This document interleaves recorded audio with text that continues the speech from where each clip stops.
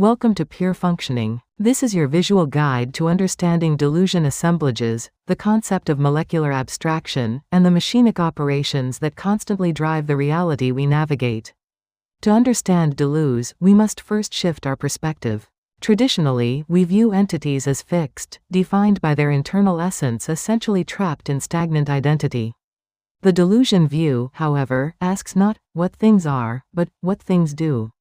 Identity here isn't a core, but an outcome. It is produced through dynamic flows, external connections, and constant variations in intensity. Let us break down the anatomy of action. We distinguish between fonction, which is organic, molar, and hierarchical, and fonctionnement, the pure, molecular realm of machinic operation. While the former relies on heredity and fixed structures, the latter operates rhizomatically. It evolves through involution, contagion, and the ongoing process of becoming. What acts as the engine for this? The abstract machine. This machine secures the crucial connection between traits of content, the matter, and traits of expression, the function. It is this coupling that activates the flux of primordial forces, proving that the actual functioning is always a collaborative machine.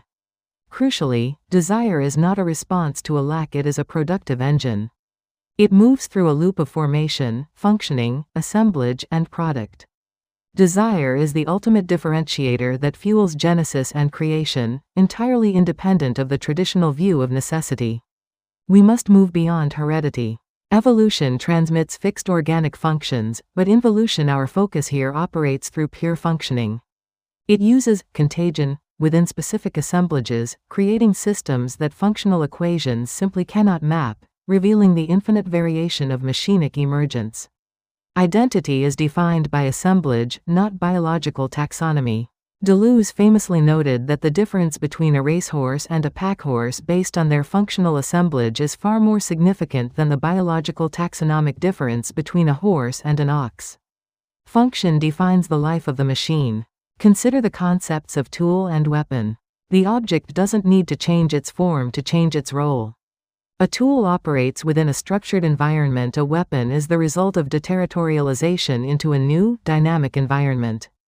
The function is entirely situational, embodied by the connection. This leads to the machinic capture of force. Taking Freud's case of little Hans, we see that PP is not merely an organ, it is an operational mode. It is a force that little girls and even steam locomotives can capture and operate, provided the assemblage aligns to permit that specific functioning. Look at the architecture of discipline in modern society. Whether it is a prison, a school, a factory, or a hospital, a singular abstract machine is at work.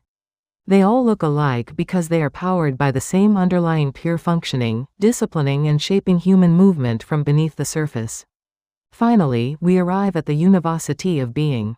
The plane of consistency of nature operates as one giant, unified abstract machine. There are no forms imposed from the outside, there are only internal articulations. Everything, whether organic or non-organic, is a participant in this single, continuous, and creative machine.